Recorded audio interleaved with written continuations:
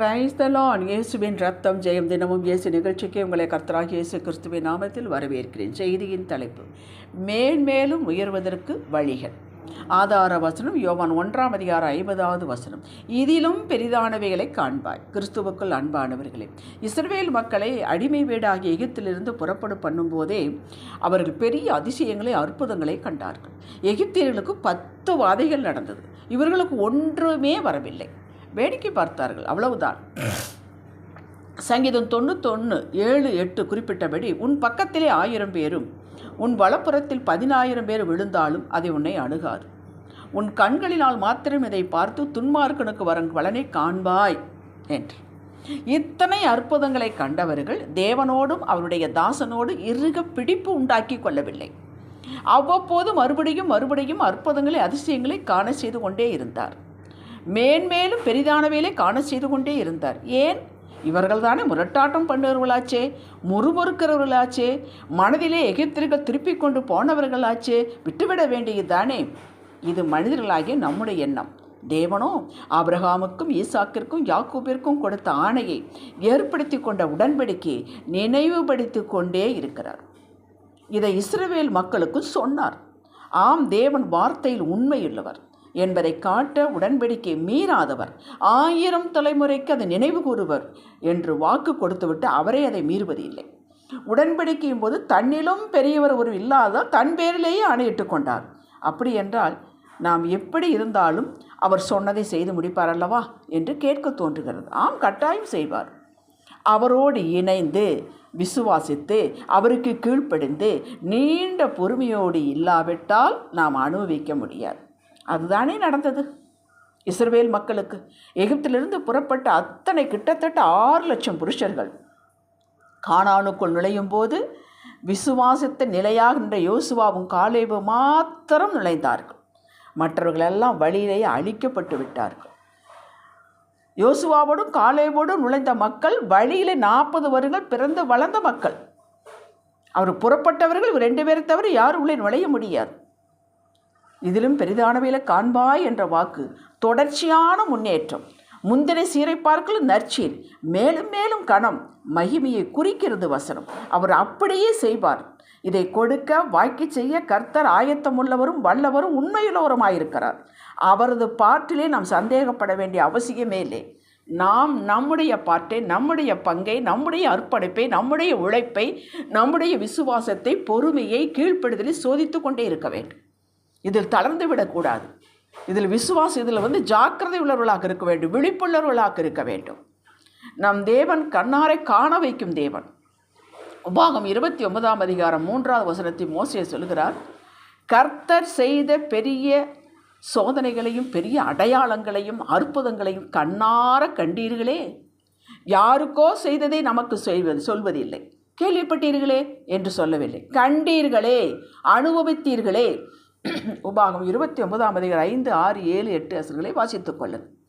வனாந்தரத்தில் உடைய குறைவில்லா வாழ்வை சுட்டி காண்பித்து என் உடன்படிக்கையை கை கொண்டால் நீங்கள் செய்வதெல்லாம் வாய்க்கும், மேலாகி கொண்டே போவீர்கள் என்றார்.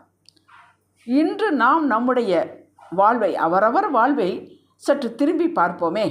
இன்று இப்போதிருக்கும் வாழ்வை, நிலையை நானெல்லாம் நினைத்து பார்த்திருக்க மாட்டோம். நாம் கடந்த காலத்தில் முழுவதும் நாம் அர்ப்பணிக்கவில்லை, முழுவதும் நாம் கீழ்ப்படியவில்லை. விழுந்தோம், எழுந்தோம், மன்னிப்பு கேட்டோம், திரும்பவும் அதே தவறை செய்தோம், மன்னிப்பு கேட்டோம், மன்னிப்பு பெற்றுக்கொண்டோம்.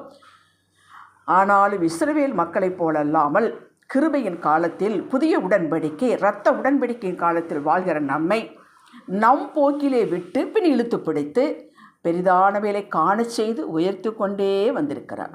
இது உங்களுக்கும் அவருக்கு மட்டும்தான் தெரியும். ஆவிக்குரிய வாழ்வாகட்டும், உலக பிரகாரமான வாழ்வு, சாட்சியுள்ள வாழ்வாகட்டும், நாம் ஒவ்வொரு நிலையிலும் பெரிதானவைகளை காண வேண்டுமானால் 2 காரியங்களை செய்ய வேண்டும். ஒன்று, விட்டு கொடுக்க வேண்டும். 2வது, அசையாத விசுவாசம் வேண்டும். 2மே நம்மால் தனியாக செய்ய முடியாது. யோவான் 15:5-7. கர்த்தரோடு நல்ல ஐக்கியத்தை தொடர்ந்து இருக்க வேண்டும். இது டிஃபால்ட். ஆபிரகாம் லோத்திற்கு விட்டு கொடுத்தான். நீயே தெரிந்து எடுத்துக்கொள், நீயே செலக்ட் பண்ணிக்கொள், மீதியை நான் எடுத்துக்கொள்கிறேன் என்றான். லோத்து கண்ணுக்கு பச்சையாக குளிர்ச்சியாக இருக்கக்கூடிய யோர்தான் பகுதி இருக்கிறதெல்லாம் எடுத்துக்கொண்டான். அவன் எடுத்து போன பின்பு உடனே தேவன் ஆபிரகாமை அழைத்து வாக்கை உறுதிப்படுத்தினார். ஆதியாகும் 15-17 அதிகாரங்களை படி எங்க விட்டு கொடுத்தான் ஆபிரகாம். மனசார விட்டு கொடுத்தான். ஏனென்றால் அவனுக்கு தெரியும் தன்னை உயர்த்த ஒரு கர்த்தர் என்று. அப்படி நீங்கள் விட்டு கொடுக்க வேண்டும். எந்த இடத்திலும் விட்டு கொடுக்க வேண்டும். அவன் விசுவாசத்தில் ஒரு நாள் பின்வாங்கி போகவில்லை. இது 2வது பாட்டு. ரோமர் 4 அதிகாரம் 20-21 வசனங்களை உங்களது மெமரியில் போட்டு தினமும் தியானம் பண்ணுங்கள். அவனுக்கு வாய்ப்பே கிடையாது. அவ்வளோ வயதாகிவிட்டது.